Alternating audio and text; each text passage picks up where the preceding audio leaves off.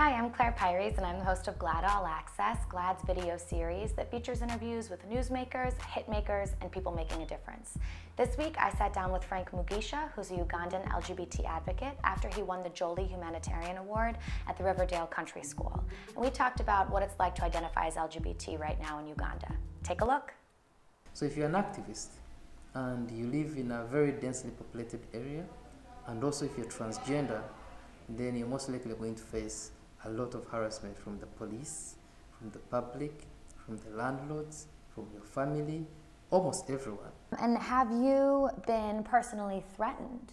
Do you get threats when you're there in Uganda? I get threats every day. I don't talk about my threats because when we're very empathetic about the challenges we go through, Ugandans think we're using that as a tool for sympathy. What sort of influence did David Kato have on your work? And do you think about him when you do your advocacy?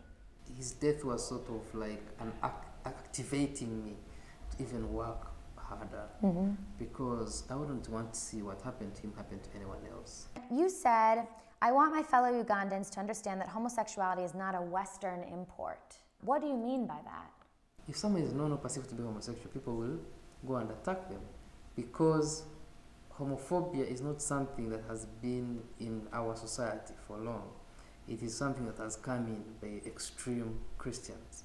The majority of the extreme religious leaders actually have come from the United States. Who can influence the public perception of people in Uganda?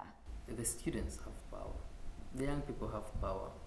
Entertainment people and sports people and religious people are role models for individual people. And homophobia is about, it's mostly not a collective issue, it's most an individual problem. You find a parent killing or beating up a child at home because they've come out. But they're not, it's not a policy that you should beat your child or chase them away if they come out as gay. But this is individual minds. We're having all these laws in Uganda because individuals, they really want to punish the LGBT community. But if you can get their own personal heroes, footballers, entertainment people, like, of course, JC, and other celebrities, to speak out and say, I don't mind gay people.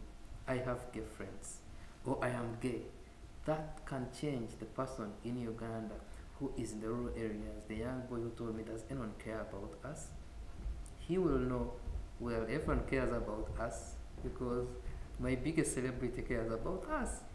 Right, right. Well, what is your vision for the future of Uganda? I'm very optimistic, first of all. My vision is, first of all, we have to get rid of the laws, all the laws, and have a clean,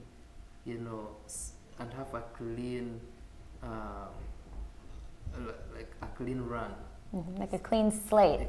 Yes, it's like politics. If the other side has more advantage, then the race is not good. So our race is not good because they are the laws. So once we get rid of all the laws that are hanging on our heads, that are creating all these problems, then we can have a very clean race whereby we can now go back to the communities and do education and start telling people how every gay, lesbian, transgender, bisexual person is the same as anyone else. Right. Well, how can people watching the video help with your work? We need help. We need new voices, like I just mentioned. We need sports people, entertainment people. If anyone knows any of those kind of people that can speak up, encourage them to speak up. And also solidarity is very important because we are struggling. But my colleagues around the world who are doing the same work like I'm doing, they need to know that the world is with them, that the world is standing with them, that the world is supporting them. So solidarity in any kind of way.